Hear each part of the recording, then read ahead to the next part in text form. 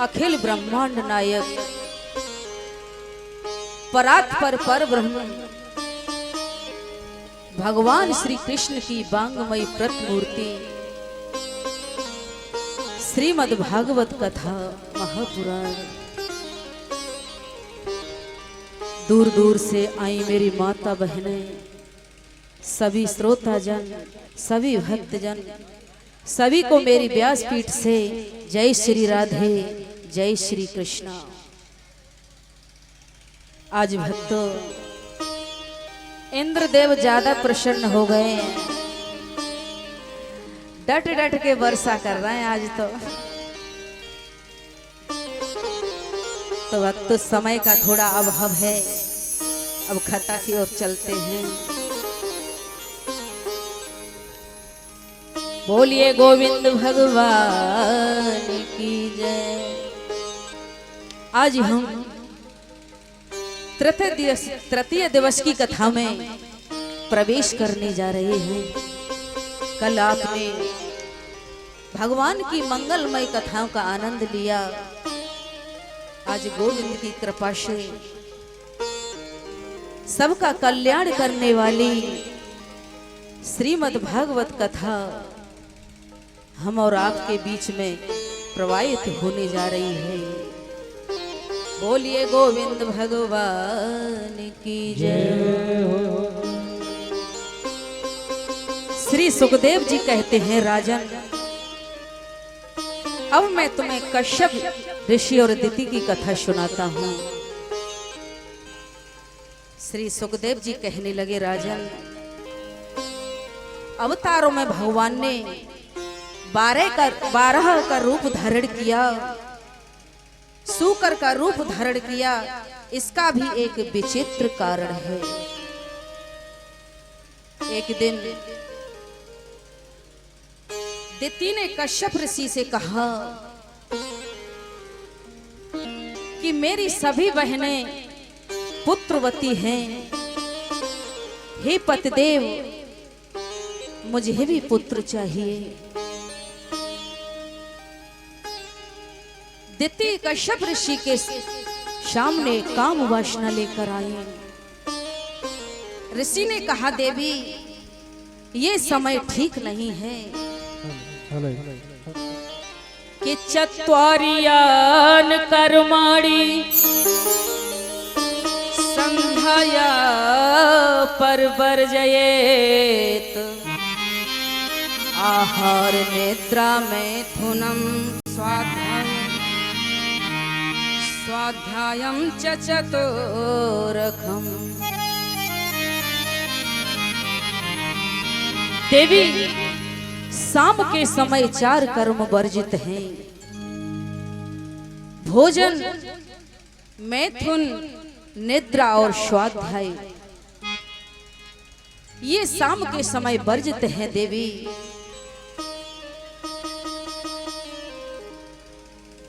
एक दृष्टांत में कहा है,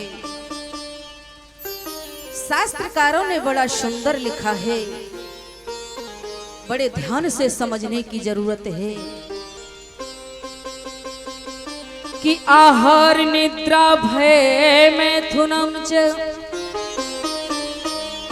सामान्य में दत्त पशुभे नराणम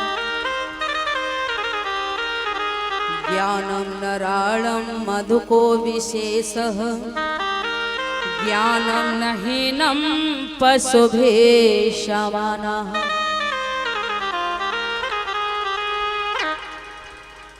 उदाहरण के लिए बताती हूँ भक्तों कि खाना, सोना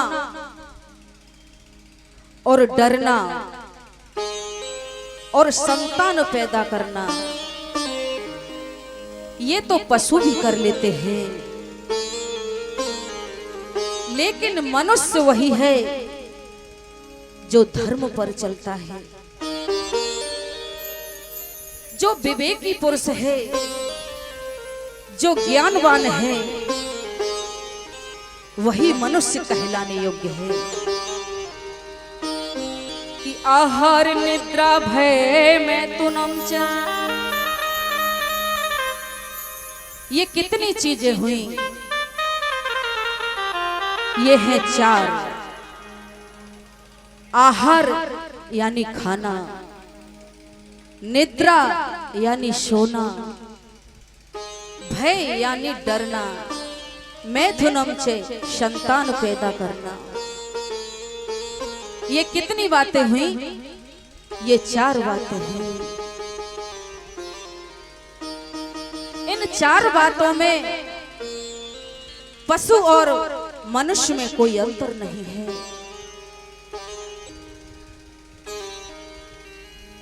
पशु भी भोजन करता है और मनुष्य भी भोजन करता है। मनुष्य सोता है, पशु भी सोता है। मनुष्य डरता है तो पशु भी डरता है। पशु संतान पैदा करता है और मनुष्य भी संतान पैदा करता है। मनुष्य में और पशु में कोई अंतर नहीं है।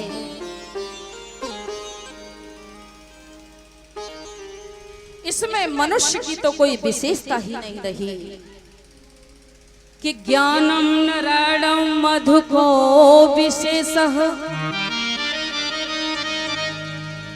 भक्तो, ज्ञान से मनुष्य कहलाता है और ज्ञान भी जीवन में है नहीं, धर्मी जीवन में है नहीं, तो भक्तों पशु में और हम में अंतर ही क्या है?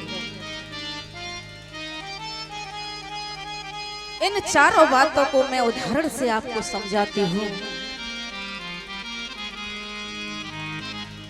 मेरे भाइयों, सबसे पहले बात आती है भोजन की कि पशु भोजन करता है और मनुष्य भी भोजन करता है। इन चारों बातों में पशु और मनुष्य बराबर हैं।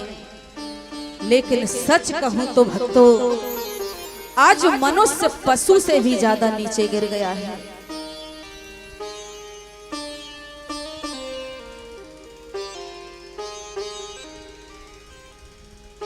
सबसे पहले बात आती है भोजन की। तो भक्तों ये बताइए, गाय क्या खाती है? गाय घास खाती है ना। और शेर क्या खाता है? शेर मांस खाता है। शेर कितना भी भूखा होगा लेकिन वो घास नहीं खा सकता। और गाय कितनी भी भूखी होगी वो मांस नहीं खा सकती। उनका बरसों से ही नियम चला आ रहा है। उनका ईश्वर ने जो भोजन बनाया है वो उसी नियम पर चले आ रहे हैं। वो किसी भी कीमत पर अपने भोजन को बदल नहीं सकते। भक्तों, अब आ जाइए अपनी तरफ। अब थोड़ा सा अपनी तरफ देखिए।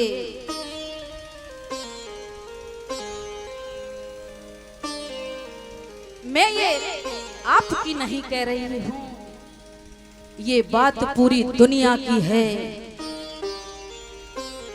पूरे दुनिया के लोगों की है जिन्होंने अपने आहार को भुला दिया है। भक्तों, ये इंसान न घास छोड़ता है, न मांस छोड़ता है, न बकरा छोड़ता है, न बकरी छोड़ता है, ना मुर्गी छोड़ता है, ना मुर्गा छोड़ता है, सब कुछ खा जाता है। इस मनुष्य ने अपना आहार भुला दिया है। और सच कहूं तो आज आदमी आदमी को खाने लग गया है। एक देश ऐसा भी है नागालैंड, जहां पर जब मनुष्य मर जाता है तो उसका दाग संस्कार नहीं करते, उसको रख लेते हैं फिर उसको काट काट कर खा जाते हैं। इस आदमी ने कुछ भी नहीं छोड़ता।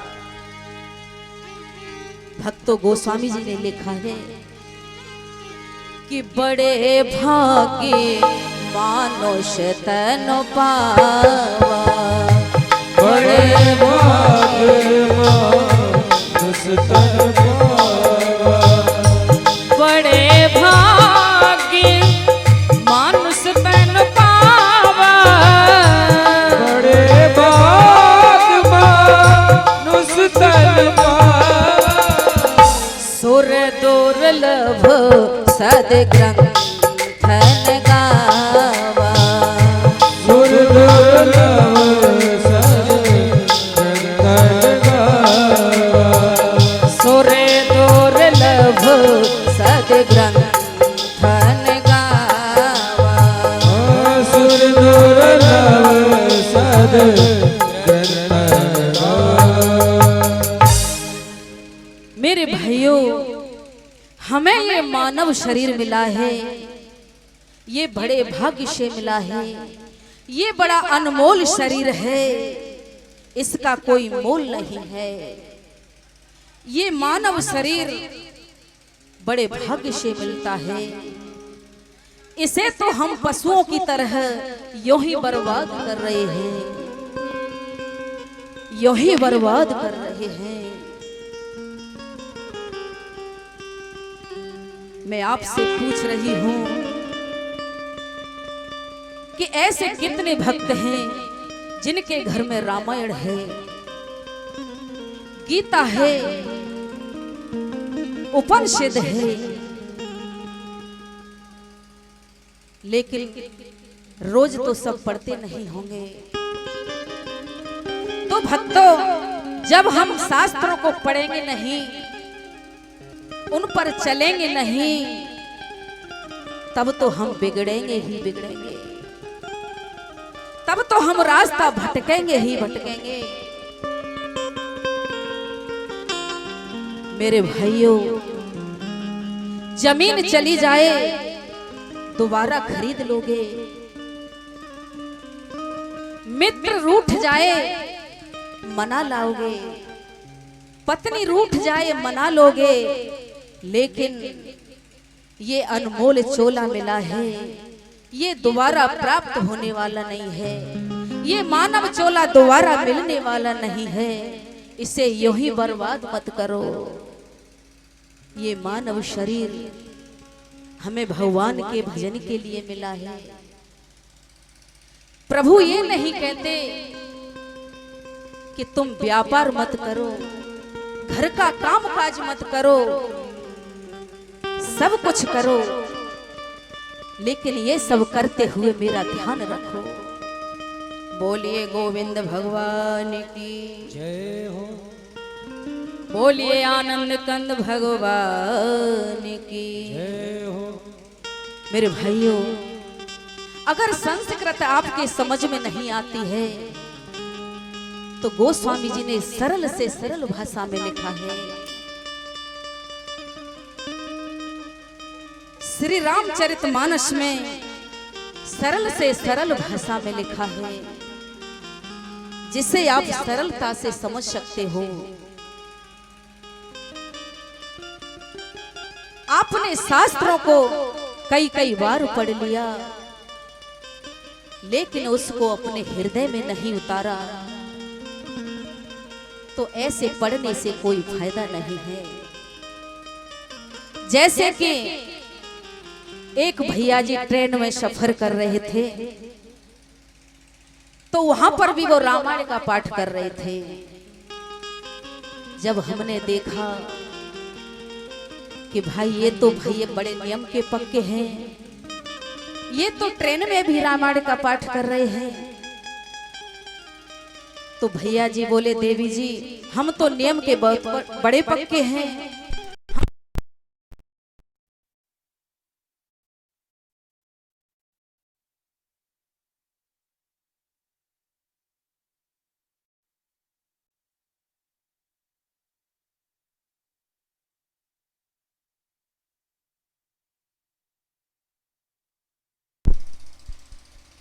जय श्री राधे श्याम। जय हो। भगत जी बोले देवी जी हम तो नियम के बहुत पक्के हैं, दोनों समय रामायण का पाठ करते हैं। जब हमने उन भैया जी से पूछा भैया आप जा कहाँ रहे हो, तो भगत जी बोले कहीं नहीं देवी जी, मैं कोर्ट में जा रहा हूँ, मेरे छोटे भाई से मुकदमा चल रहा है, बस वहीं पर जा रहा हूँ। तो मेरे भाइयों इसको आप रामायण पढ़ना समझोगे? है ये रामायण पढ़ना हुआ? नहीं हुआ ना। हमने रामायण को 20-20 बार पढ़ लिया, लेकिन इतना भी समझ में नहीं आया कि एक हाथ जमीन के लिए हम अपने छोटे भाई को कोर्ट तक ले जाते हैं। हमने कोर्ट में जाकर लाखों रुपए बर्बाद कर दिया, लेकिन छोटे भाई को एक हाथ जमीन नहीं दे सकते। इसको आप रामायण पढ़ना समझोगे? अगर रामायण का एक भी शब्द अपने हृदय में उतार लिया होता तो ये समझ में आ जाता कि मेरे प्रभु श्री राम ने अपने छोटे भाई को सारा राज्य देकर और खुद वन को चले गए थे। अगर जीवन में एक भी शब्द अपने हृदय में नहीं उतारा तो ऐसे रामायण पढ़ने से कोई फायदा नहीं है। इसलिए भक्तों हमने अपने जीवन में कुछ नहीं किया, हम खाने में भी पशुओं से नीचे गिर गए हैं। और दूसरी बात आती है सोने की, सोने में भी हम पशुओं से नीचे गिर गए हैं।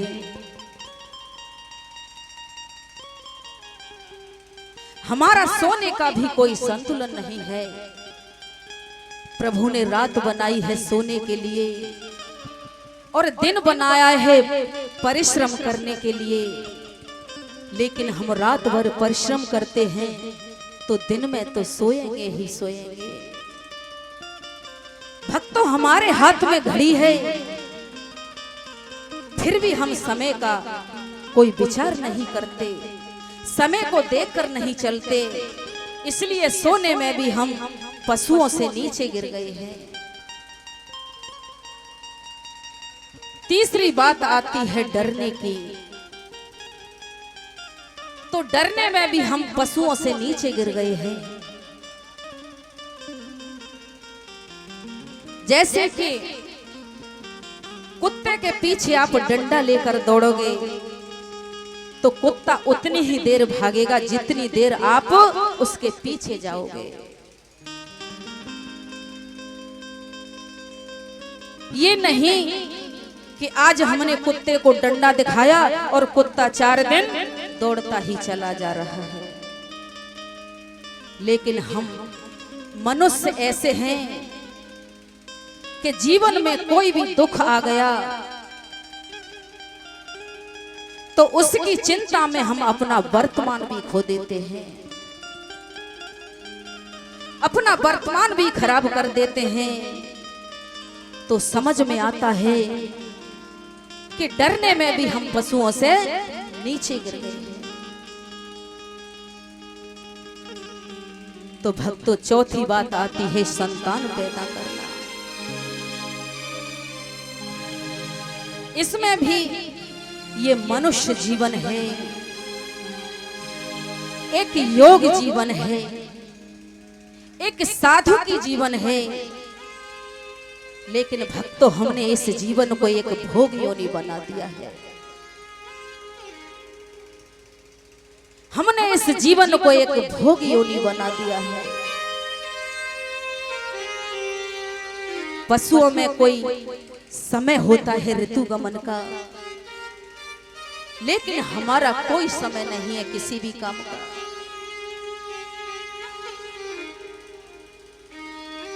इसलिए ये मनुष्य जीवन इन्होंने बिल्कुल विपरीत कर दिया है। इसलिए इस चौथी बात में भी हम पशुओं से नीचे गिर गए हैं कि आहार निद्रा भय मैथुनम च, इन चारों बातों में हम पशुओं से नीचे गिर गए हैं। मेरे भाइयों, अब संभलने की जरूरत है। अगर हम अब भी नहीं संभल पाए तो हमारा ये मनुष्य जीवन बिल्कुल बेकार है। अब हम उसी प्रसंग पर चलते हैं। बोलिए आनंद कंद भगवान की जय। अब उसी प्रसंग की ओर चलते हैं। कश्यप ऋषि ने कहा, देवी ये समय ठीक नहीं है, ये शाम का समय है। इस समय मेरे भोलेनाथ भक्तों के घर भ्रमण करने जाते हैं। देवी ये समय ठीक नहीं है। लेकिन दिति हट पर जाती है। दिति के आग्रह पर कश्यप ऋषि झुक गए।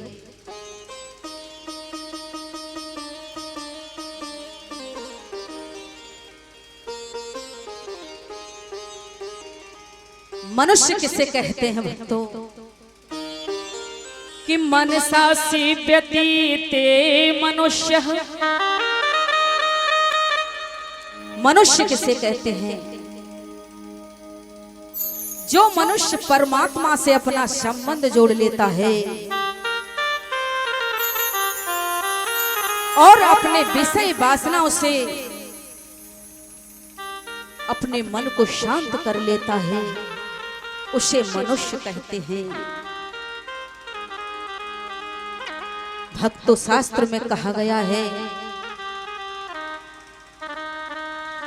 कि सौभाग्यवती स्त्री उसमें लक्ष्मी का अंश होता है। कहीं कहीं तो मेरे भाई कहते हैं अपनी पत्नियों से कि तेरी औकात क्या है, तुझे तो हम अपने पैरों की जूती समझते हैं। भक्तों, जब पत्नी में लक्ष्मी का अंश है, उसको हम अपने पैरों की जूती समझेंगे तो क्या हमारे घर में लक्ष्मी ठहर सकती है? नहीं ठहर सकती। जब हम लक्ष्मी का अपमान करेंगे तो वो एक मिनट हमारे घर में ठहर नहीं सकती है।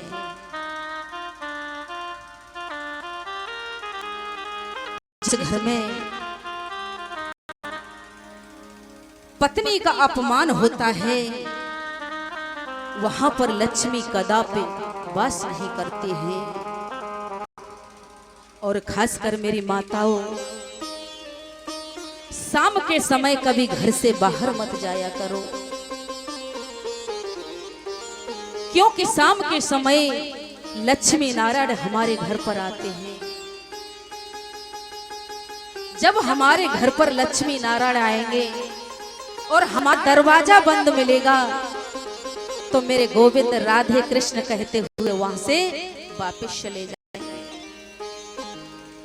इसलिए मेरी माताओं, अगर घूमने जाना है तो दिन छिपने से पहले कहीं भी घुमाओ, लेकिन दिन छिपने के बाद कहीं नहीं जाना चाहिए।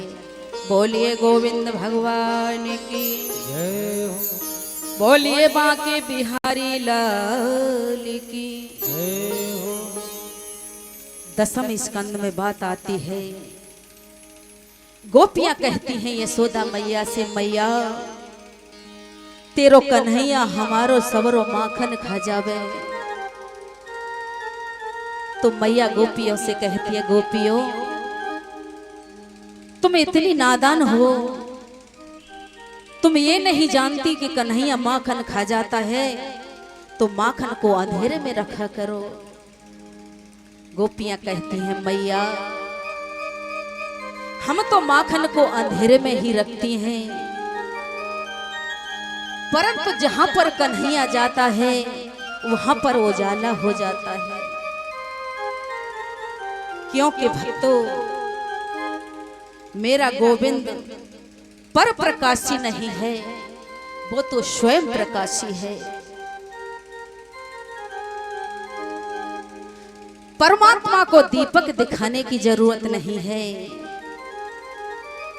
भक्तों, दीपक की आवश्यकता तो हम जैसे अधम जीवों को होती है।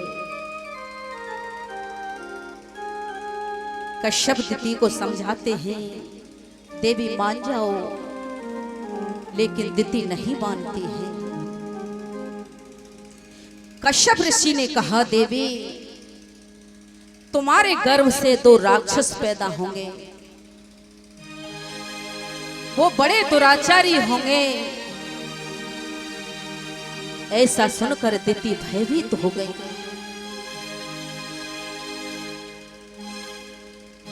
और कहने लगी, प्रभु मुझे दुराचारी पुत्र नहीं चाहिए, मुझे तो सदाचारी पुत्र चाहिए। तो भक्तों, पति पत्नी उचित संयम का पालन नहीं करेंगे तो घर में पापी संतान पैदा होगी। दिति ने कश्यप ऋषि से प्रार्थना की और कहा, हे प्रभु मुझे इतना भयंकर श्राप मत दो। तब कश्यप ऋषि ने कहा, देवी तुम्हारे पुत्र तो दुराचारी होंगे, लेकिन तुम्हारा नाती परम भक्त होगा, जिसकी गाथा दुनिया में सब गाएंगे। दिति भगवान भोलेनाथ से प्रार्थना करने लगी कि नमो रुद्राय महते देवायो ग्राम मेलु से शिवान्यस्य दंडाय भक्त दंडाय मन्वते। दिति भगवान भोले से प्रार्थना करने लगे, हे भोलेनाथ, हे गौरीनाथ, मुझे क्षमा करिए, मुझसे भूल हो गई। दिति भगवान भोलेनाथ के चरणों में बार बार प्रार्थना करने लगे। दिति ने 100 वर्ष तक गर्भ धारण किया। जब चारों ओर अंधकार होने लगा, सूर्य चंद्र का तेज फीका पड़ने लगा, देवता घबरा कर ब्रह्मा जी के पास आए। देवता विनती करने लगे, हे देवो, दिति के गर्भ के बारे में बताता हूं। एक समय मेरे मानस पुत्र चारों भाई भगवान के दर्शन करने के लिए बैकुंठ में प्रवेश करने लगे। तो जय विजय ने कहा, क्षमा करें महाराज, इस समय प्रभु विश्राम कर रहे हैं। उन्होंने चारों ऋषियों को अंदर प्रवेश नहीं करने दिया। गोस्वामी जी लिखते हैं कि द्वारपाल हरि के प्रिय दो, द्वारपाल हरि के प्रिय दो, द्वारपाल हरि के प्रिय दो, द्वारपाल हरि के प्रिय दो, द्वारपाल हरि के प्रिय दो। जय और विजय जान सबको, जय और विजय जान सबको, जय और विजय जान सबको ज्ञान विजय जान सबको। जब जय और विजय ने ऋषियों को अंदर नहीं जाने दिया तो ऋषियों ने जय और विजय को श्राप दे दिया कि जाओ तुम दोनों राक्षस हो जाओ। जय और विजय ऋषियों के चरणों में गिरकर क्षमा याचना करने लगे। सनत कुमारों के मन में बड़ी गिलानी होने लगी कि हमने क्रोध क्यों किया। उसी समय मेरे प्रभु वैकुंठवासी आ गए। प्रभु जय और विजय से कहने लगे, इन ऋषियों को जो तुमने श्राप दिया है ये सब मेरी ही इच्छा से ही हुआ है।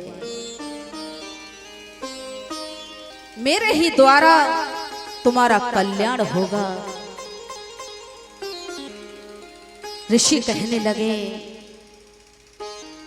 कि नहीं चाहिए दिल दुखाना किसी का, नहीं चाहिए दिल दुखाना किसी का, नहीं चाहिए दिल दुखाना किसी का, नहीं चाहिए दिल दुखाना किसी का। सदा ना रहा है सदा ना रहेगा जमाना किसी का, नहीं चाहिए दिल दुखाना किसी का, नहीं चाहिए दिल दुखाना किसी का। जय हो।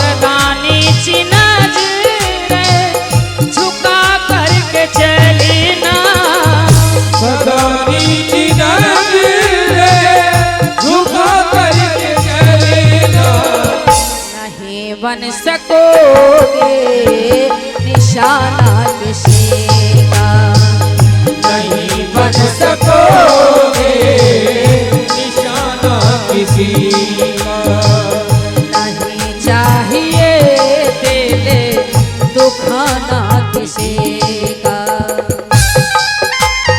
जय हो।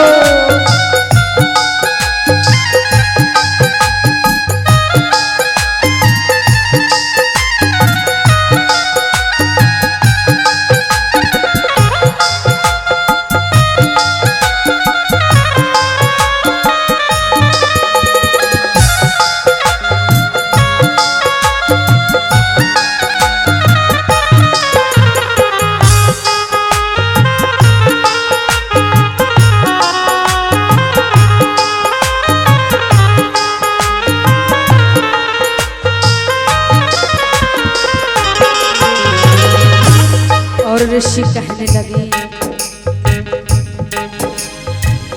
लिखा है मुकद्दर में वो ही मिलेगा, लिखा है मुकद्दर में वो ही मिलेगा, लिखा है मुकद्दर में वो ही मिलेगा, नहीं मिल सकेगा खजाना किसी का, नहीं मिल सकेगा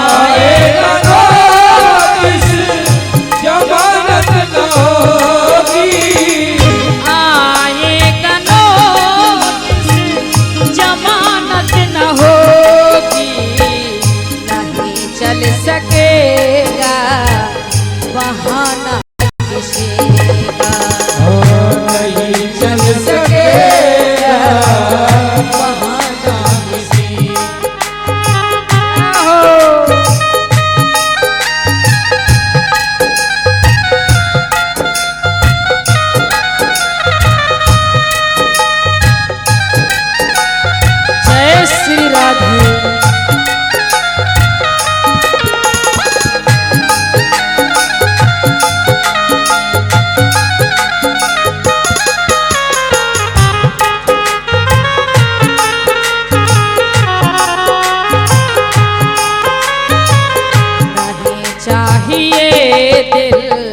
दुखाना किसी नहीं चाहिए दिल दुखाना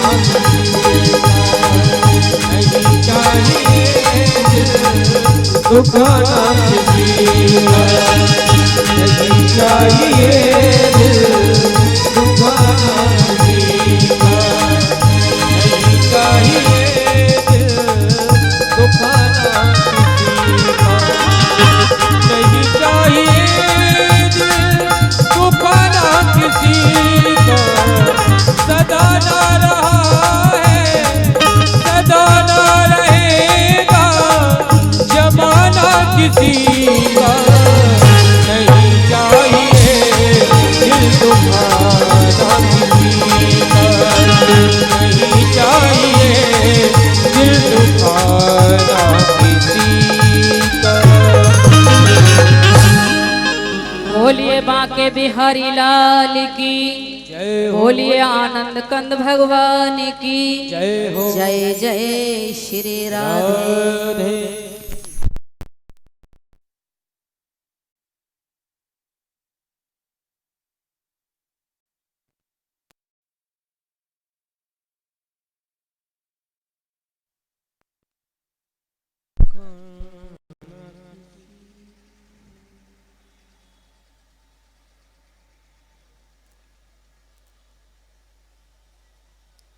बोलिए बांके बिहारी लाल की। श्री सुखदेव जी कहते हैं राजन, वो ही दोनों पार्षद जय और विजय माता दिति के गर्भ में आए। उन दोनों का नाम है हिरण्यकश्यपु और हिरण्याक्ष। मैं जरा स्पष्ट करके बताऊं, जो कश्यप हैं वो सतगुण का नाम है। कश्यप ऋषि की दो पत्नियां हैं, एक है दिति दूसरी है अदिति। दिति माने भेद बुद्धि, अदिति माने अभेद बुद्धि। दिति के दो पुत्र हुए, हिरण्यकश्यप और हिरण्याक्ष। जहां भेद बुद्धि होगी तो वहां अभिमान लोभ दोनों का प्रादुर्भाव होगा।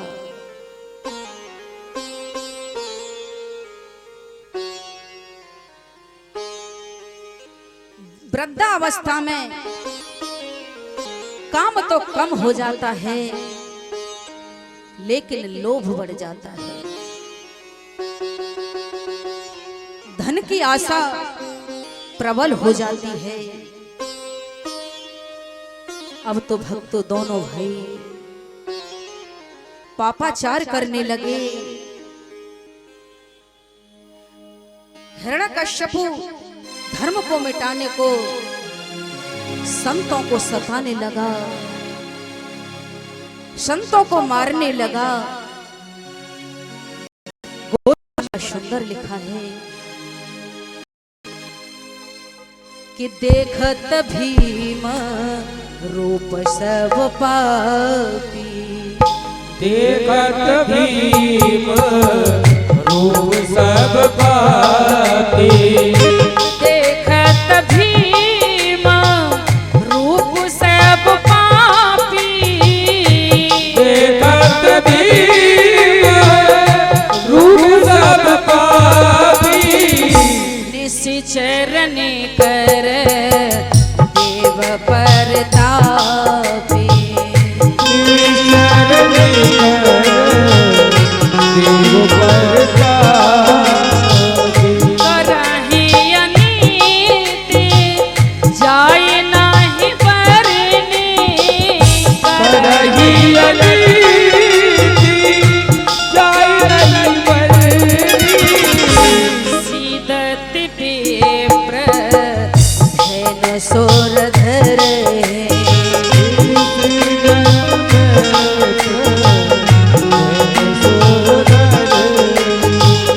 श्री राम जय राम जय जय राम। श्री राम जय राम जय जय राम। अब तो भक्तों दोनों भाइयों ने तीनों लोकों में विजय पताका फहरा दी। देवता घबरा कर भाग गए। फिर हिरण्याक्ष समुद्र में घुस गया। वरुण देवता को ललकारने लगा। वरुण देवता ने कहा कि हिरण्याक्ष तुझसे युद्ध तो नारायण करेंगे। अब तो दुष्ट रसातल में पहुंचा। वहां पर 12 भगवान अपनी डाढ़ों पर पृथ्वी को लेकर आ रहे थे। बोलिए 12 भगवान की। नारायण को देखकर दुष्ट बोला, उनको ललकारने लगा, अरे मूर्ख इधर आओ। 12 भगवान बोले, गोस्वामी जी ने बड़ा सुंदर लिखा है। प्रभु कहने लगे कि हम क्षत्रिय मृग यावन करहे। हम क्षत्रिय मृग यावन करहे। हम क्षत्रिय मृग यावन करहे। हम क्षत्रिय मृग यावन करहे। तुम से खल मृग खोजत फिरहि। तुमसे खल मृग खोजत फिरहि। रे बलवंत देख नाही डरहि।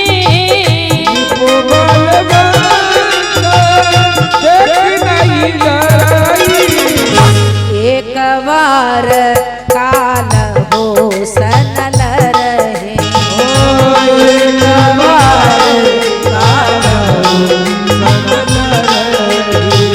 श्री राम जय राम जय जय राम। श्री राम जय राम जय जय राम। 12 भगवान और हिरण्याक्ष में घमासान युद्ध छिड़ गया। मेरे प्रभु ने उसके मुख पर एक ऐसा मुक्का मारा कि उसका वहीं पर नमो नारायण हो गया। बोलिए 12 भगवान की। बोलिए आनंद कंद भगवान की जय। प्रभु कहने लगे कि समरिया ले चल पल्ली पार सामरे। ले चल पल्ली पार। सबरिया ले चल पल्ली पार सामरे। ले चल पल्ली पार। जहाँ विराजे राधा रानी। जहाँ विराजे राधा रानी। जहाँ विराजे राधा रानी। जहाँ विराजे राधा रानी। अलबेली सरकार समरिया समरिया समरिया ले चल पल्ली पार सामरे। जय हो।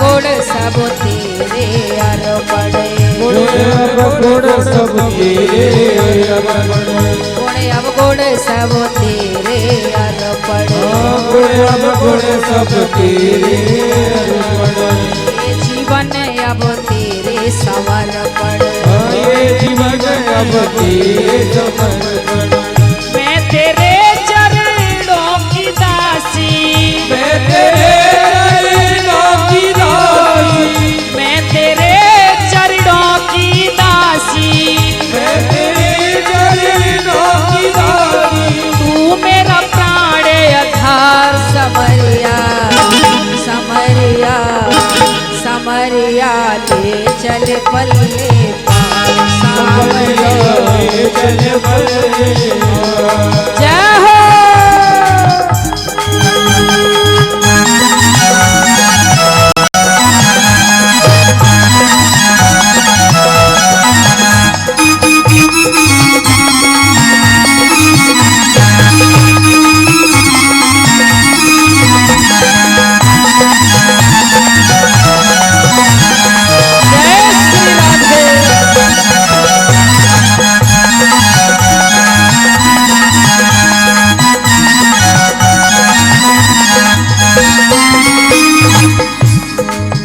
तेरी आस लगा बैठे हो तेरी आस लगा बैठी तुम संगने लगा बैठे हो तुम संगने लगा बैठी मेरे प्रियतम मेरे स्वामी मेरे प्रियतम मेरे स्वामी मेरे प्रियतम मेरे स्वामी मेरे प्रियतम मेरे स्वामी कर दो भव से पार समरिया जय हो समरिया जय हो समरिया ले चल पल्ले पार समरिया ले चल बल्ली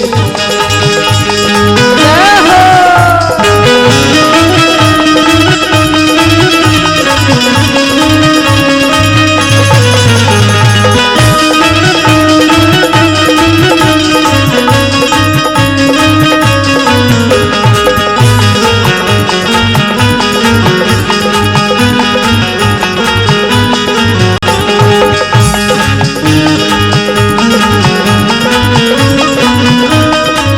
जय श्री राधे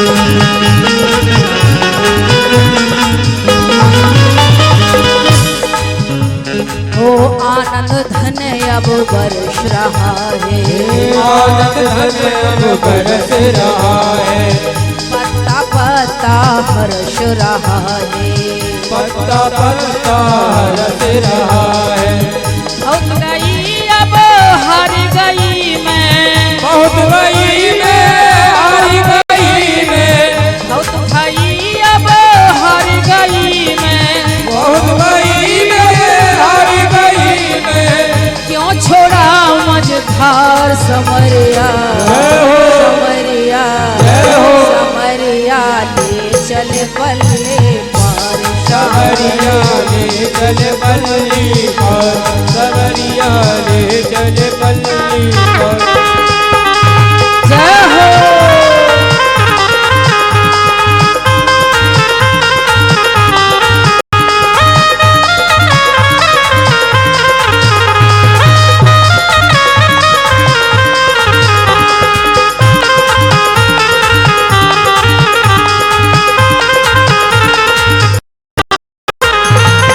समरिया ले चले पल्ले और समरिया ले चल बल्ली और समरिया ले चल बल्ली और समरिया ले चल बल्ली और समरिया ले चल बल्ली पर समरिया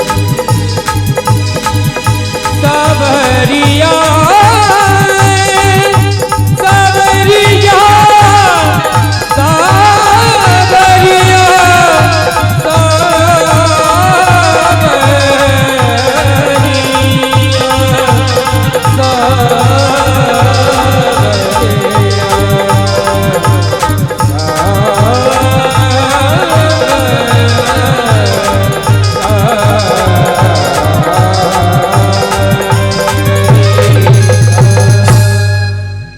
बोलिए बांके बिहारी लाल की जय हो। बोलिए आनंद कंद भगवान की जय हो। जय जय श्री राधे।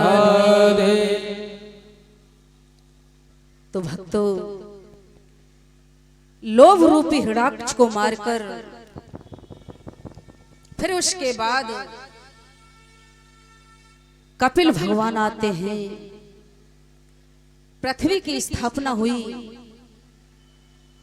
ब्रह्मा जी के जितने भी पुत्र हुए सब विरक्त हो गए। फिर एक पुत्र हुए, उनका नाम है करदम ऋषि। श्री सुखदेव जी कहते हैं, राजन अब मैं देवहूति और करदम ऋषि का संवाद सुनाता हूँ। जय श्री राधे। जय जय श्री राधे श्याम। शिव शक्ति सेवा संस्थान के तत्वाधान में चल रही दिव्य भक्तमयी अमृतमयी भागवत सप्ताह ज्ञान यज्ञ की पावन गंगा, जिसमें पूज्य व्यास श्री महाराज के मुखारविंद से हम और आप सभी कथा का अवगाहन श्रवण लाभ अर्जन कर रहे हैं। इसी के बीच हमारे सम्मानीय कुछ श्रद्धालुओं ने, दान दाताओं ने भागवत भगवान के पावन चरणों में कुछ राशि भेंट की है। 2100 रुपया सम्मानीय श्री गोपाल शर्मा जी की ओर से भागवत जी के श्री चरणों में समर्पित हुए हैं। राधा माधव सदैव उनके घर में धन धान की वृद्धि बनाए रखें। इसी बीच में 2100 रुपये सम्मानीय श्री पम्मी यादव जी की ओर से भागवत जी के श्री चरणों में सादर समर्पित हुए हैं। भगवान बांके बिहारी लाल सदैव सदैव उनके घर में भंडार भरते रहें। इसी बीच में 5100 रुपया सम्मानीय श्री आसाराम बघेल डेरी वालों की ओर से भागवत भगवान के शीश चरणों में सादर समर्पित हुए हैं। भगवान बांके बिहारी लाल सभी दानदाताओं के घर में अन्य धन वृद्धि करते रहें एवं अपनी कृपा करुणा बरसाते रहें। आप और हम बड़े सौभाग्यशाली हैं कि इस पावन धरती पर बैठ करके पूज्य व्यास श्री महाराज के मुखारविंद से सप्ताह श्रीमद् भागवत कथा का श्रवण लाभ प्राप्त कर रहे हैं। तो यह अवसर जाने न पाए और इस सौभाग्य को अपने भाग्य में बदल करके भगवान की कथा को सुन करके इस मानव जीवन को पवित्र करें, स्वच्छ करें, सुंदर करें और गोविंद की कृपा को प्राप्त करें। सभी दानदाताओं के लिए जोरदार तालियां। सभी को जय जय श्री राधे श्याम। जय जय श्री राधे श्याम। हरिओम। बोलिए बांके बिहारी लाल की जय हो। विदुर जी कहते हैं कि मैत्रेय जी, अब आप मुझे करदम और देव ऋषि देवहूति की कथा के सुनाइए प्रभु। कपिल भगवान की इस कथा को सुनने का मेरा मन हो रहा है। तो भक्तों, कपिल तुम्हारे घर में भी आएंगे जब हम करधम बनेंगे।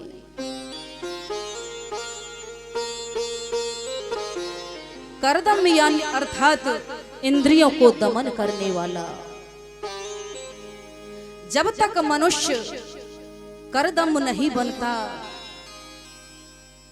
तब तक कपिल हमारे घर में नहीं आने वाले हैं।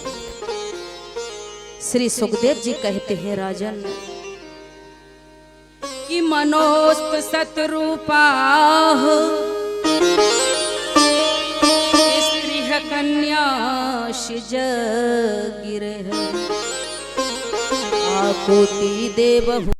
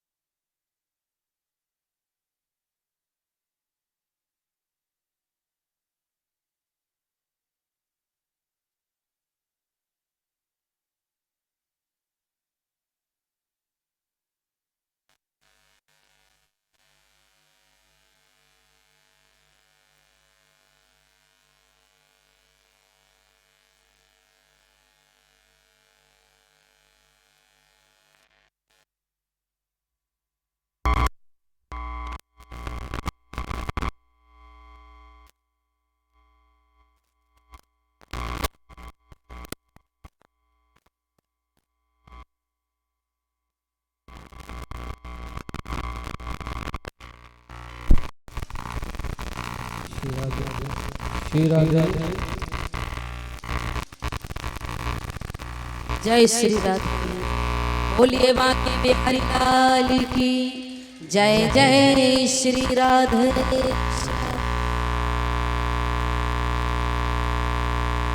श्री सुखदेव जी कहते हैं राजा, महाराज की 3 बेटियां थीं। आकुति, प्रसूति और देवहूति का विवाह मनु महाराज के साथ।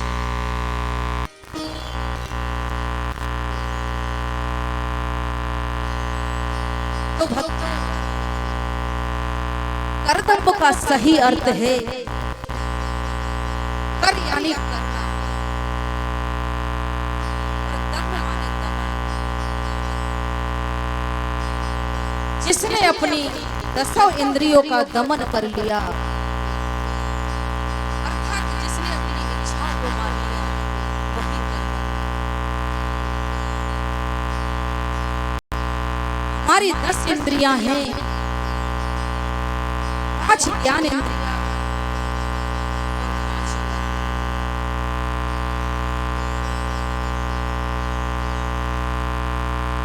ये हमारी इंद्रियां हैं। और इन 10 इंद्रियों को जिसने जीत लिया, वो इन 10 इंद्रियों का राजा।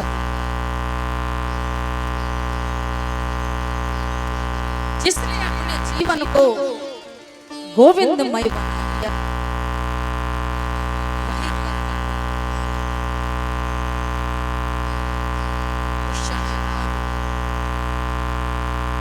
कर्तव्य ऋषि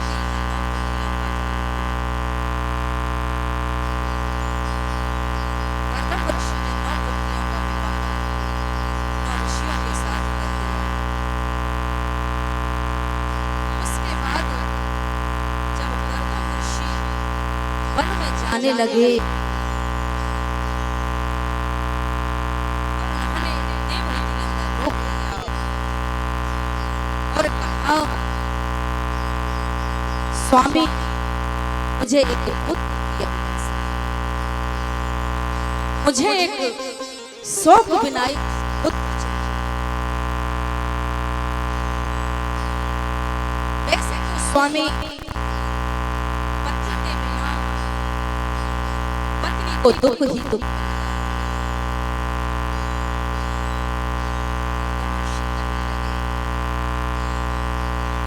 आपके मन में पुत्र की इच्छा है, तुम्हें पुत्र जरूर मिलेगा।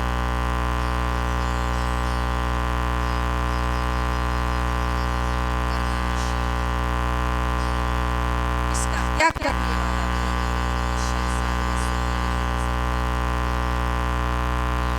दीन कहे धनवान सुखी, दीन कहे धनवान सुखी, धनवान कहे सुख राजा को भारी, राजा कहे महाराजा सुखी, राजा कहे सुख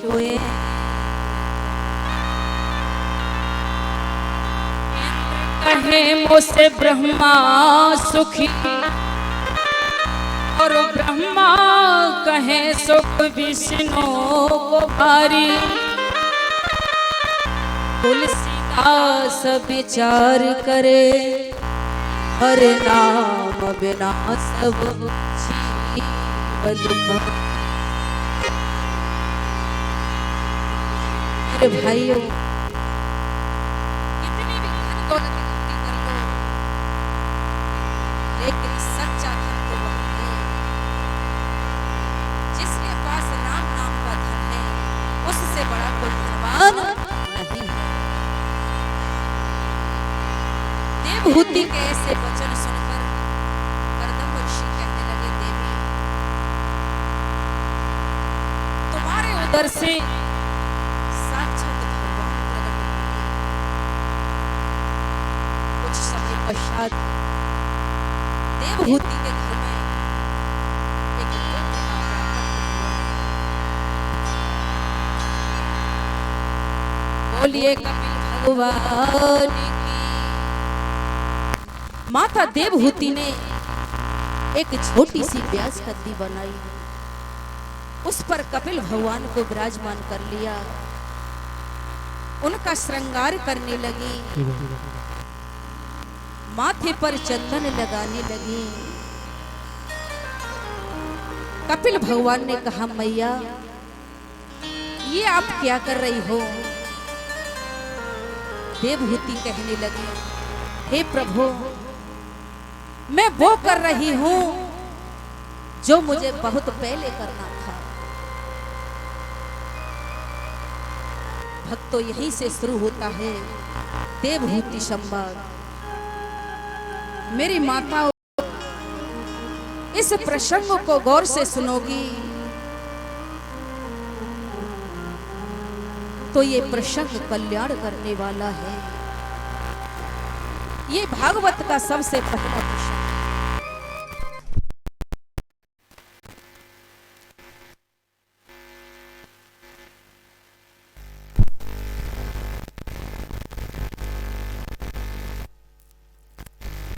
बोलिए आनंद कंद भगवान की।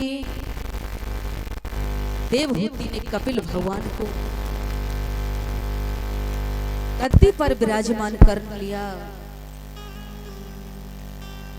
देवहूति भगवान से प्रार्थना करने लगी, हे प्रभु,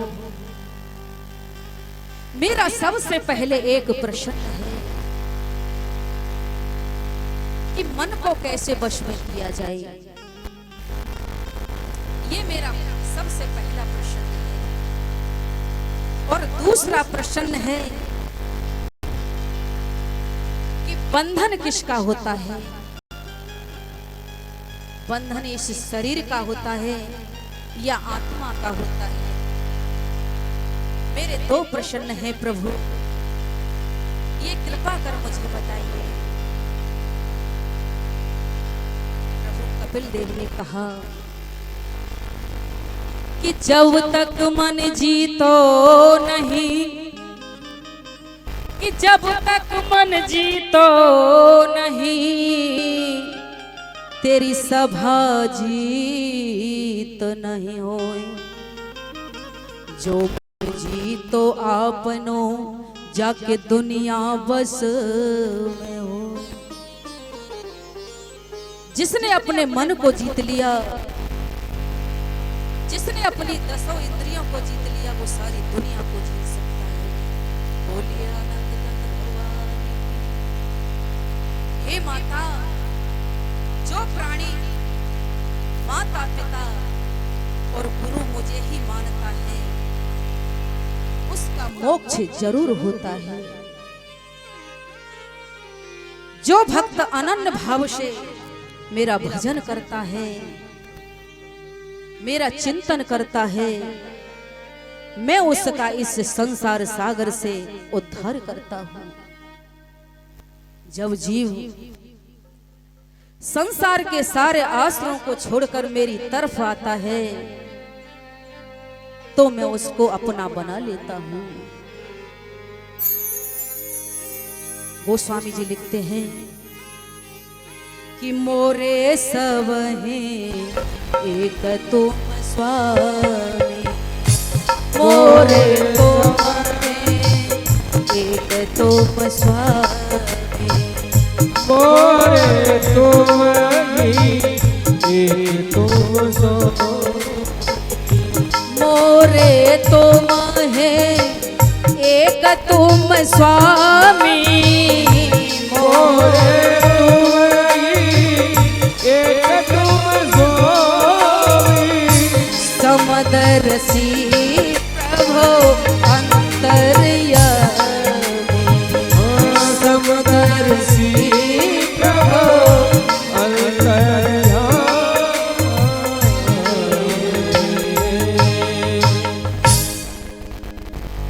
जब भक्त ये परिपक्व कर लेता है कि हे प्रभु, इस संसार में तुम्हारे सिवा कोई नहीं है, हर जीव में तुम्हारा ही वास है, तुम्हारे सिवा इस संसार में कोई नहीं। ऐसा दृढ़ विश्वास कर लेता है तो मेरे प्रभु उसको अपना बना लेते।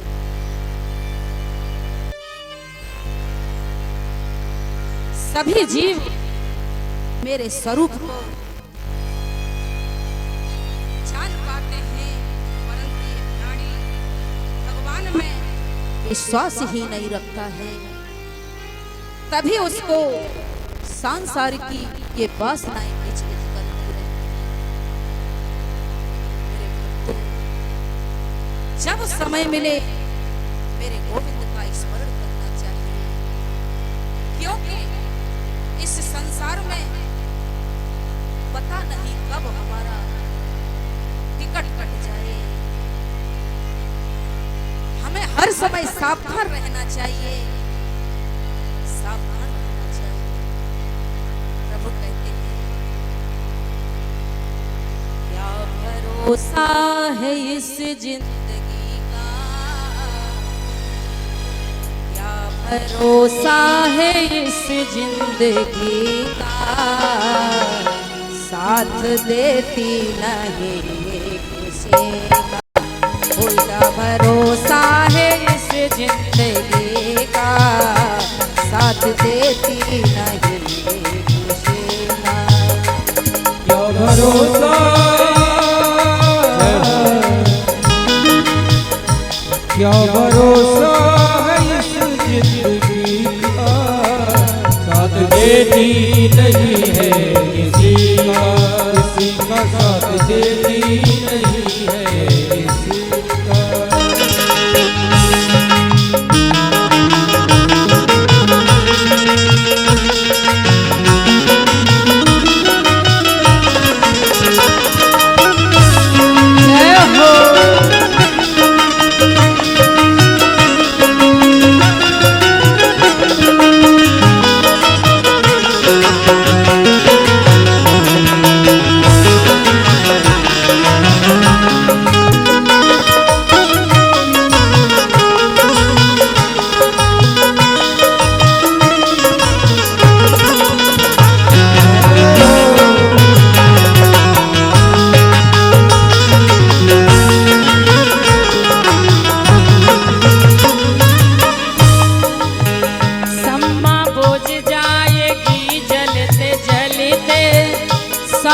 रुक जाएगी चलते चलते, बुझ जाएगी जलते जलते, सांस रुक जाएगी चलते चलते, सम्मा बुझ जाएगी जलते जलते, सांस रुक जाएगी चलते चलते, सांस बुझ जाएगी चलते चलते, सांस रुक जाएगी चलते चलते। दम निकल जाएगा तुम्हें का, वो दम निकल जाएगा तुम्हें का, साथ देती नहीं किसी का, हो साथ देती यही है किसी का। जय हो।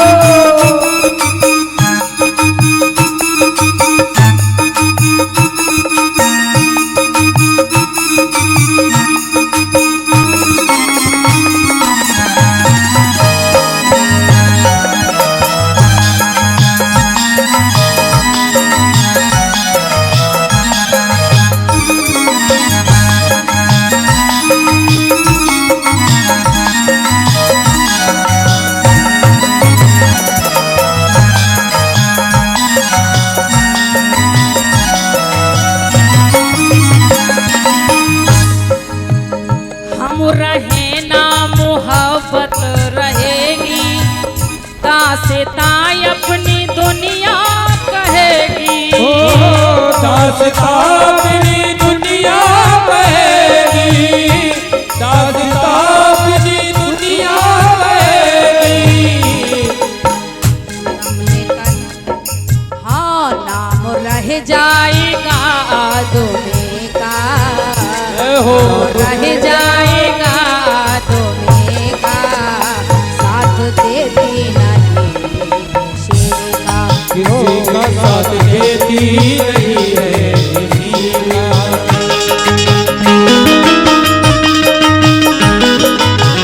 जय श्री राधे।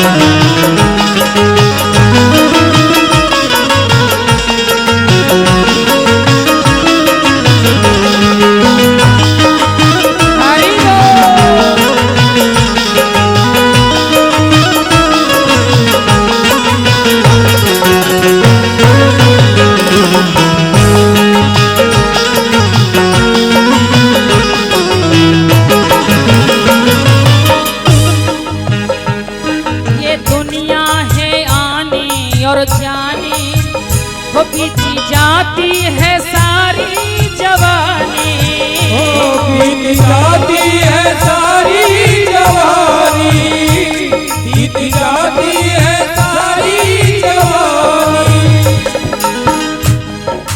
वो फर्ज पूरा करो बंदगी का, फर्ज पूरा करो बंदगी का, तो साथ देती नहीं किसी का, किसी का साथ देती नहीं है किसी का।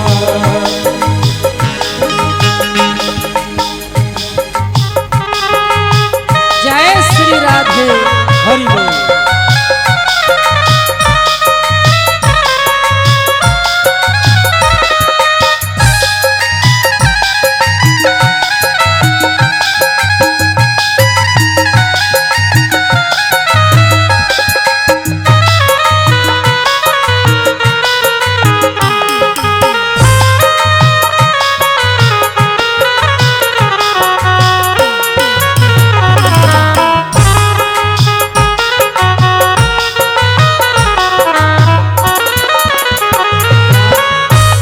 भरोसा है इस जिंदगी का, क्या भरोसा है इस जिंदगी का, साथ देती नहीं किसी का, क्या भरोसा है इस जिंदगी का, साथ देती नहीं है किसी का, साथ देती नहीं है किसी का, साथ देती नहीं है किसी का, साथ देती नहीं है किसी का। बोलिए बांके बिहारी लाल की, बोलिए आनंद कंद भगवान की जय। जय श्री राधे। भगवान बोले माता, दूसरी बात है, जहां तक बंधन का कारण है मैया, आत्मा का कभी बंधन नहीं होता, और आत्मा की मुक्ति का सोचना भी पाप है, क्योंकि आत्मा की कोई मुक्ति नहीं होती, बंधन और मुक्ति तो केवल मन के होते हैं। इसलिए मन को अनासक्त बनाओ, इस मन को गोविंद के चरणों में लगाओ। जब तक हम अपने मन को गोविंद के चरणों में नहीं लगाएंगे, जब तक हमारा कल्याण नहीं हो सकता है। जब तक हम संतों का सत्संग नहीं सुनेंगे, संतों का साथ नहीं करेंगे। गोस्वामी जी ने भी लिखा है कि बिन सत्संग विवेक न हो, बिन सत्संग विवेक न होए, बिन सत्संग विवेक न होए, बिन सत्संग विवेक न होई, बिन परतीत नहीं सब प्रीत हो।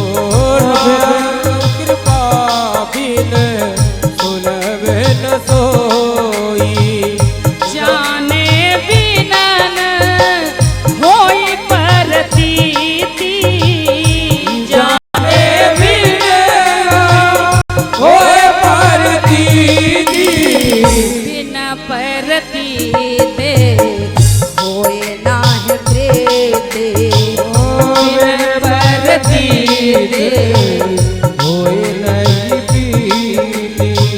श्री राम जय राम जय जय राम। श्री राम जय राम जय जय राम। हे माता, हम बिना जानकारी के परमात्मा से कैसे मिल सकते हैं? हम कैसे ईश्वर को समझेंगे कि परमात्मा कैसा है? जब तक हम संतों का संग नहीं करेंगे, जब तक हमें ईश्वर का ज्ञान नहीं हो सकता है। मैत्रेयी बोले, कपिल भगवान के ऐसे वचनों को सुनकर माता देवहूति का मोह नष्ट हो गया। ऐसा कहकर कपिल भगवान वहां से वन को चले गए। कपिल भगवान ने देवहूति को जहां पर उपदेश दिया था, वो स्थान सिद्धपद नाम से जाना जाता है। समुद्र ने कपिल भगवान को अर्घ देकर स्वागत किया और समुद्र भगवान से प्रार्थना करने लगा। देवहूति कपिल भगवान के सुंदर उपदेश सुनकर वन को चली गई। बोलिए कपिल भगवान की जय हो। जय जय श्री राधे। तो सभी मेरे भक्त, मेरी माताओं, 2 मिनट मेरे साथ तालियों की सेवा देते हुए मेरे गोविंद का संकीर्तन बोलेंगे।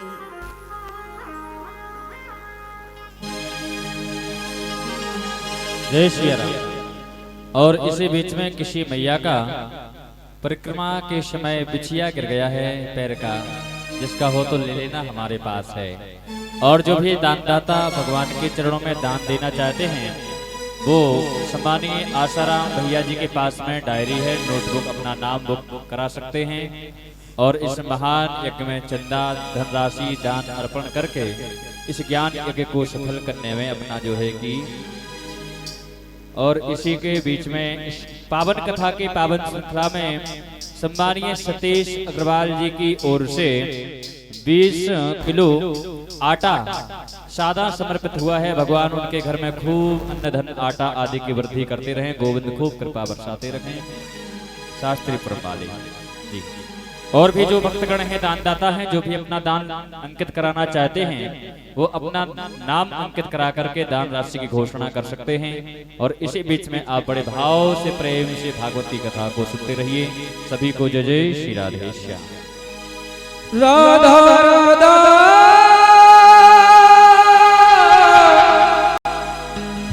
राधा सभी तालियों के साथ देते हुए कीर्तन करें। ओ मेरो बाके, मेरो बाके,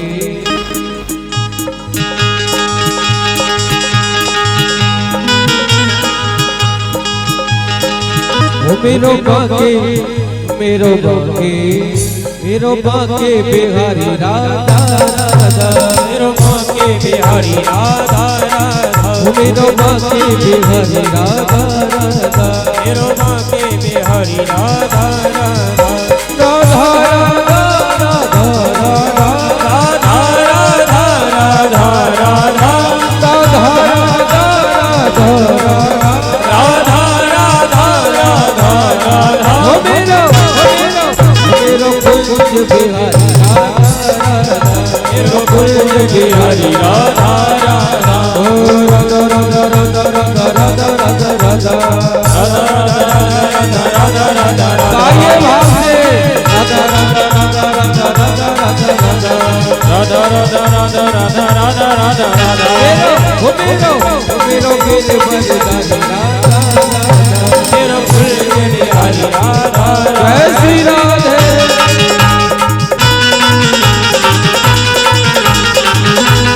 जय हो।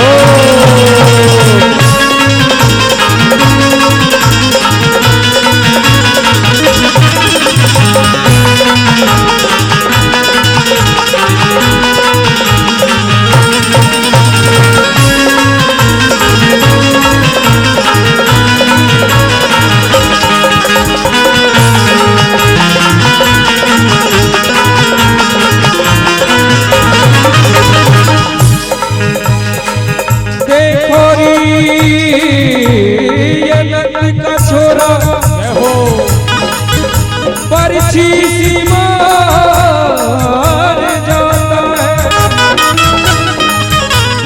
तिरछी सी पैनी चितवन से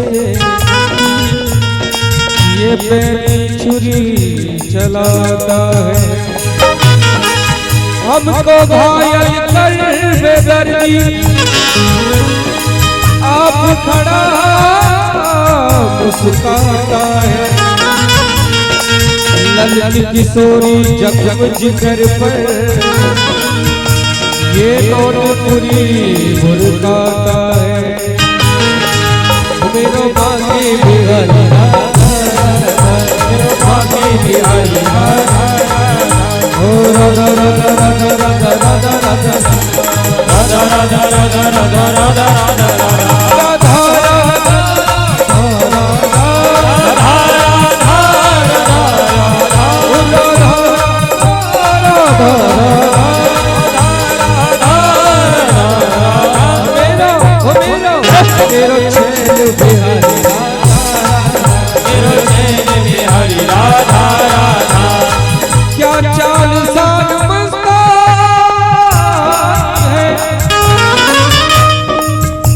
लाज रहे मस्ते मस्ते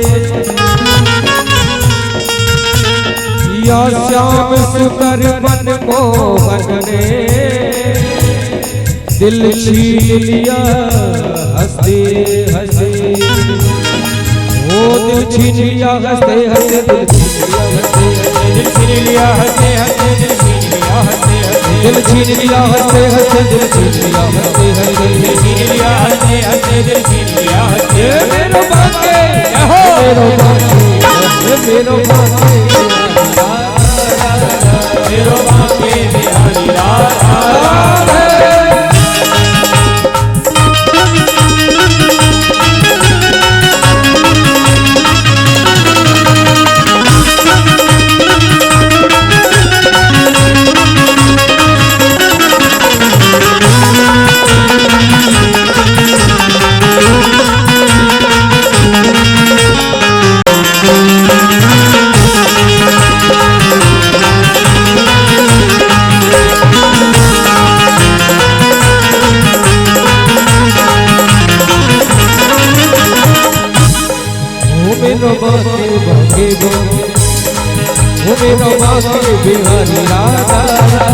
मेरो बाके बिहारी राधा मेरो बाके बिहारी राधा मेरो छेड़ बिहारी राधा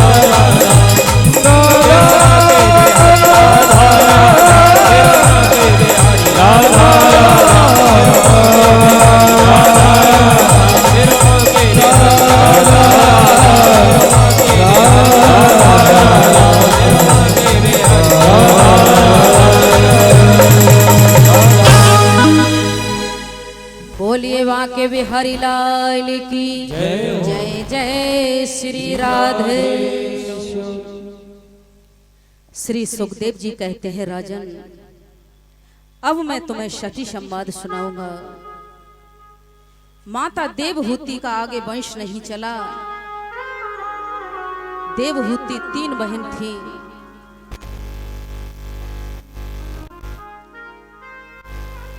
देवहूति, आकुति और प्रसूति। जो प्रसूति नाम की बहन है उनका विवाह दक्ष प्रजापति के साथ किया।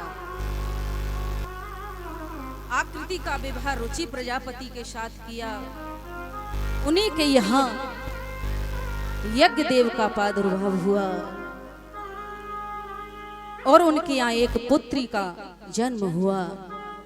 उनका नाम है दक्षिणा। तो भक्तों, जब भी हम कोई यज्ञ अनुष्ठान कराते हैं या संतों को भोजन कराते हैं तब हमें उनको यथाशक्ति दक्षिणा जरूर देनी, नहीं तो हमारा ये अनुष्ठान पूर्ण नहीं होता है।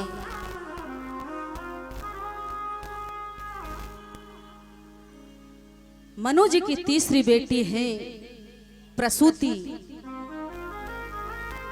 जो राजा दक्ष को ब्याई थी,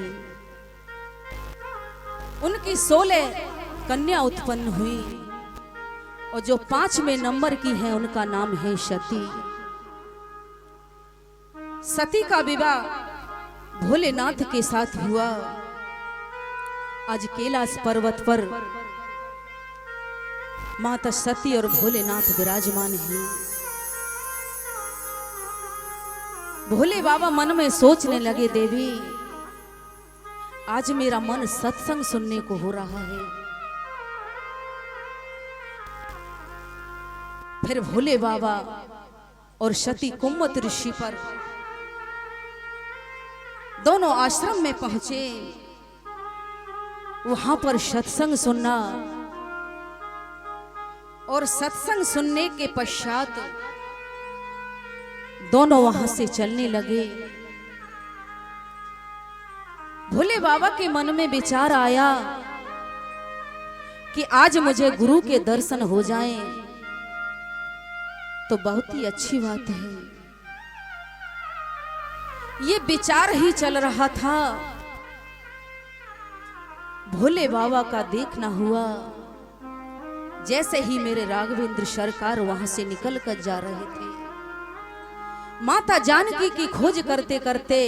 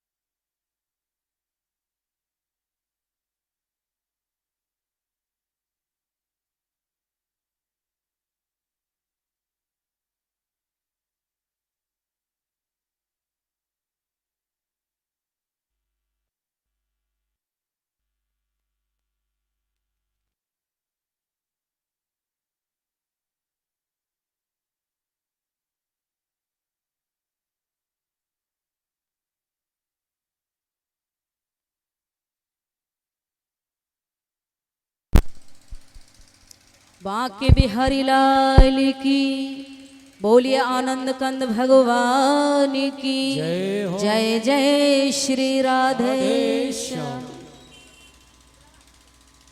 तो भक्तों, आपको पता है कि भोले बाबा के गुरु कौन हैं? भोले बाबा के गुरु हैं मेरे प्रभु श्री राम। और श्री राम के गुरु कौन हैं? मेरे भोले बाबा। आज मेरे प्रभु श्री राम माता जानकी की खोज करते जा रहे हैं। सभी पशु पक्षियों को पूछ रहे हैं कि तुमने जानकी जी को देखा है?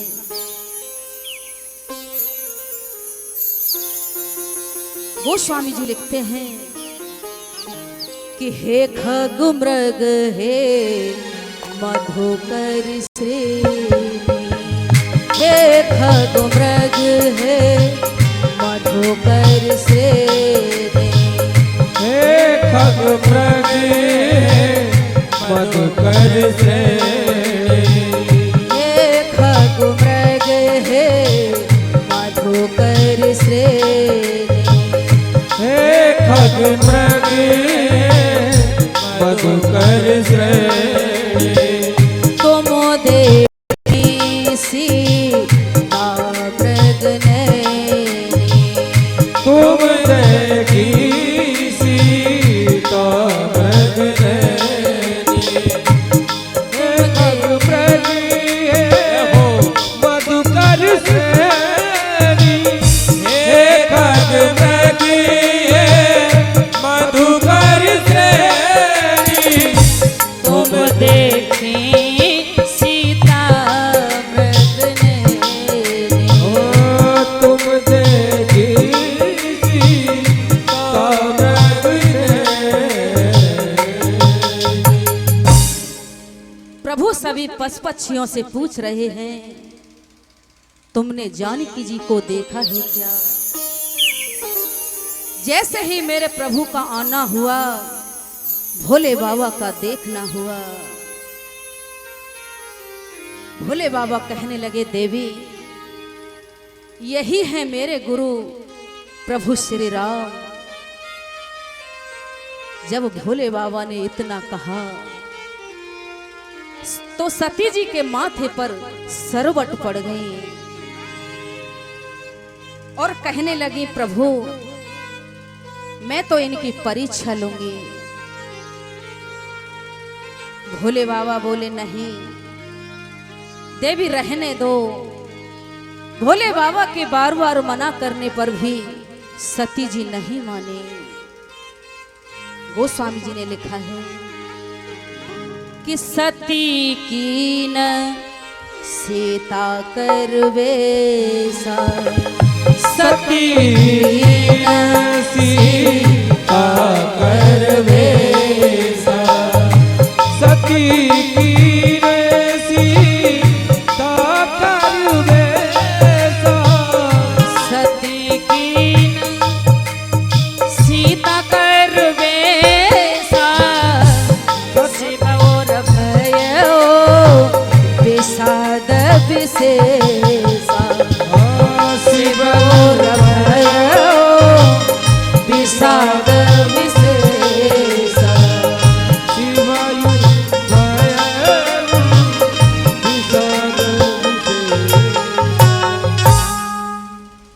सती जी ने सीता जी का रूप धारण कर लिया।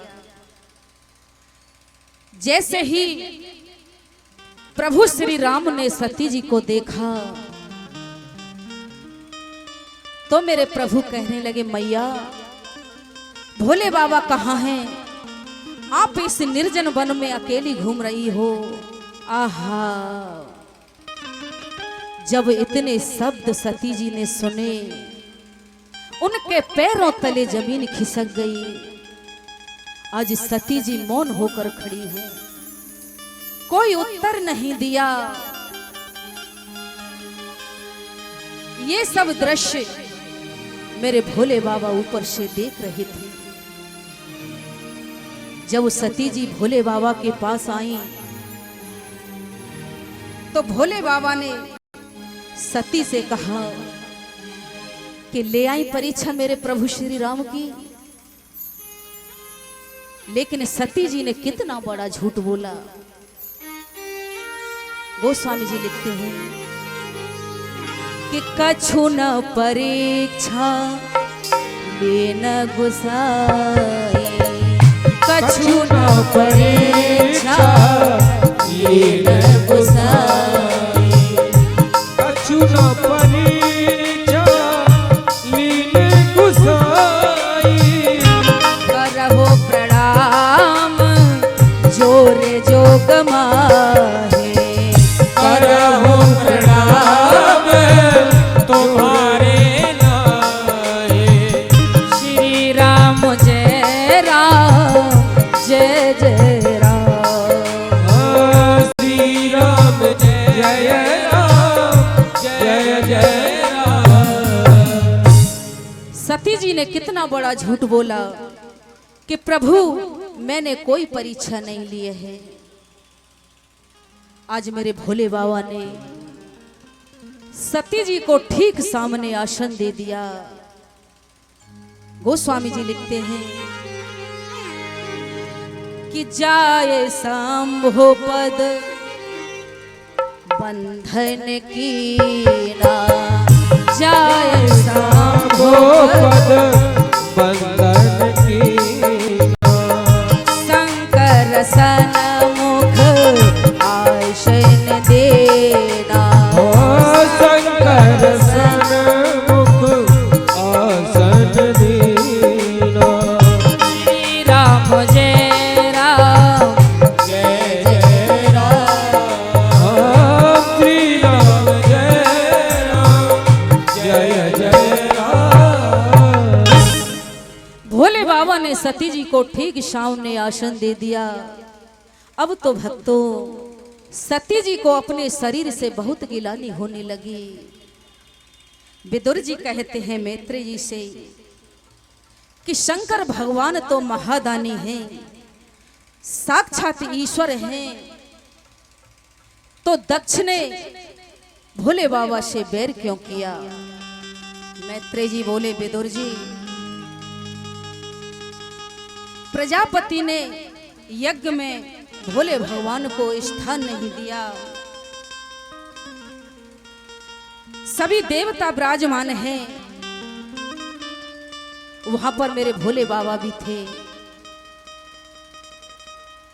तो जब वहां दक्ष प्रजापति आए तो सब देवता खड़े हो गए, लेकिन मेरे भोले बाबा बैठे थे।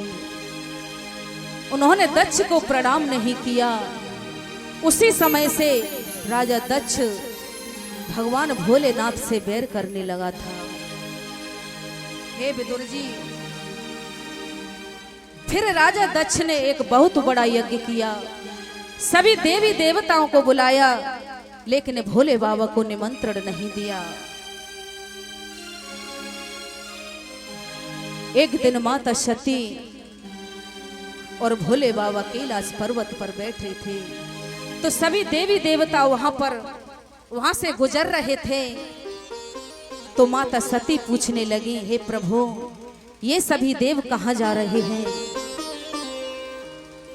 सती जी ने सारा वृतांत जानकर भोले बाबा से प्रार्थना करने लगी, हे प्रभु, मैं भी पिता के घर यज्ञ में जाऊंगी। भोले बाबा बोले, देवी, तुम्हारे पिता ने हमें निमंत्रण नहीं दिया है, परंतु हमारे द्वेष के कारण तुम्हें भी निमंत्रण नहीं दिया है। भोले बाबा कहने लगे, गोस्वामी जी लिखते हैं कि दक्ष सकल सब सोता बुलाए, दक्ष सकल सब सुता बुलाए, हमारे बैर तुम्हें बेसराए, हमने बैर तुम्हें बिसराए, जो बिन बोले जाओ भवानी, जो बिन बोले जाओ भवानी, रहे नसील स्नेह सयाने, कहे नसीब सनेहा।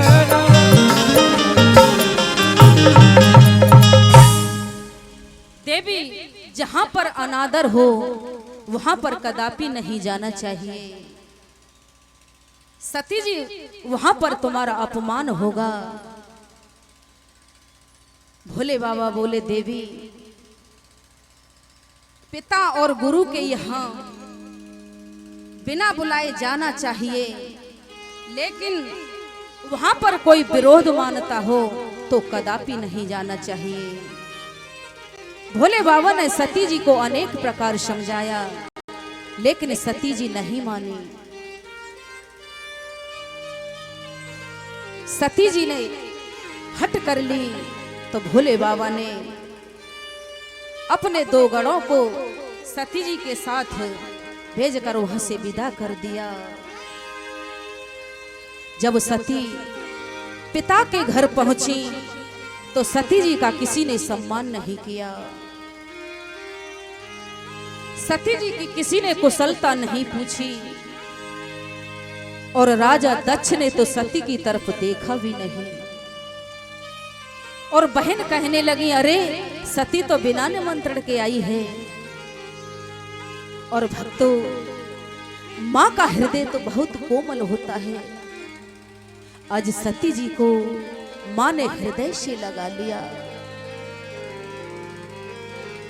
मां ने सती जी से कुशलता पूछी, क्योंकि मां का हृदय बहुत कोमल होता है। सती का सभी ने तिरस्कार किया, सभी ने अपमान किया। सती जी सोचने लगी, कोई बात नहीं, ये तो मेरा घर है, कोई बात नहीं है। जब सती जी ने यज्ञ मंडप में देखा तो यज्ञपति दक्ष ने सभी को स्थान दिया, लेकिन भोले बाबा का कोई स्थान नहीं है। भक्तों, जब भी कोई यज्ञ अनुष्ठान होता है, सभी देवताओं को बुलाया जाता है, सभी को भाग दिया जाता है, लेकिन सभी देवों के देव हैं महादेव, आज उन्हीं को निमंत्रण नहीं दिया। सती जी क्रोध से लाल हो गई। सती जी राजा दक्ष को ललकारने लगी और संबोधित करने लगी, हे दक्ष, तुझे तो पिता कहलाने का भी अधिकार नहीं है। तुझे इतना अहंकार है अपने धन दौलत पर कि आज तूने भोले बाबा को ही बिसरा दिया, तूने भोले बाबा को ही भुला दिया। तुझे इतना अभिमान है। आज सती जी क्रोध से लाल हो रही है और कहने लगी, हे दक्ष, तेरा ये अहंकार जरूर नष्ट होगा। अब तो ऐसा तूने ऐसा कार्य किया है कि अब तो मैं भोले बाबा के पास भी नहीं जा सकती। अब तो मैं अपने शरीर को तेरे यज्ञ में ही भस्म करूंगी। आज सती जी ने योगा अग्नि धारण कर अपने शरीर को भस्म कर लिया। अब तो चारों तरफ हाहाकार होने लगा, गण इधर से उधर भागने लगे। जब ये समाचार भोलेनाथ को हुआ, गोस्वामी जी लिखते हैं कि समाचार जब शंकर पाए, समाचार जब शंकर पाए, समाचार जब शंकर पाए, समाचार जब शंकर पाए, वीरभद्र कहे कोप पठाए, वीरभद्र करे कोप पठाए, वीरभद्र करे कोप पठाए। जब भोले बाबा ने वीरभद्र को भेजा तो वीरभद्र ने विध्वंस कर दिया यज्ञ में। किसी की दाढ़ी उखाड़ ली, किसी के दांत उखाड़ लिए। अब तो हाहाकार मचने लगा। वीरभद्र ने राजा दक्ष का शीश काट दिया। मेरे भक्तों, जिसका सिर अहंकार से भरा हुआ होता है,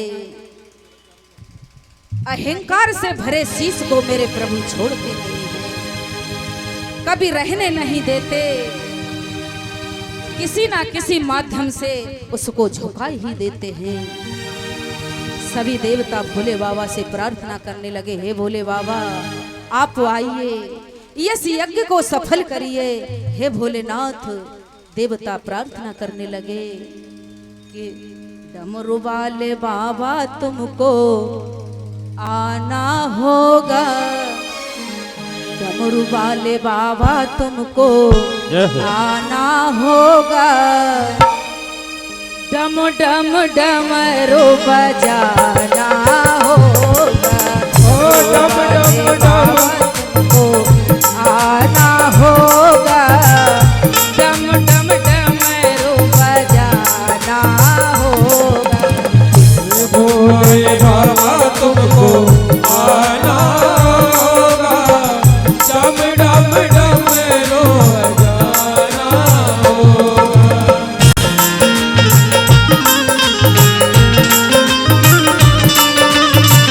बोलिए शंकर भगवान की।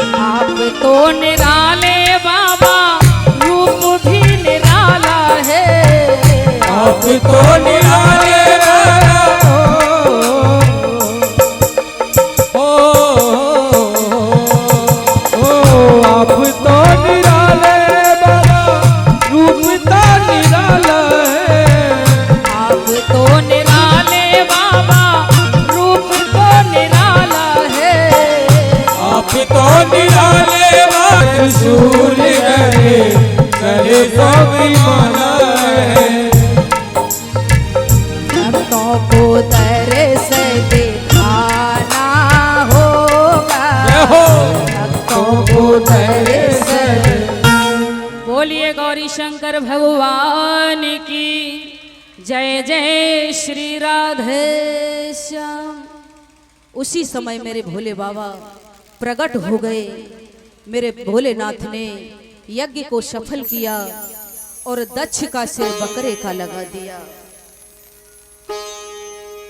क्योंकि बकरा जीवन में मैं करता है और मरने के बाद उसकी चमड़ी को निकाल लेते हैं और उस चमड़ी को ढोलक पर मढ़ देते हैं, तो वो चमड़ी फिर मैं नहीं करती, फिर तो तुम करती है।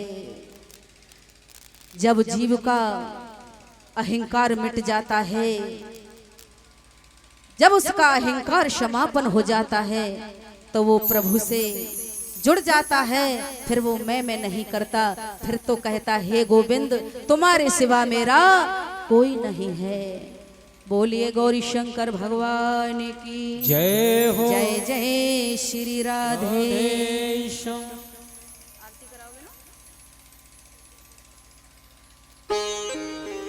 भोलेनाथ से निराला वो डमरू वाले से निराला कोई और नहीं, कोई और नहीं। वो डमरू वाले से निराला भोले बाबा से निराला कोई और नहीं, कोई और नहीं। भोलेनाथ से निराला डमरू वाले से निराला कोई और नहीं, कोई और नहीं।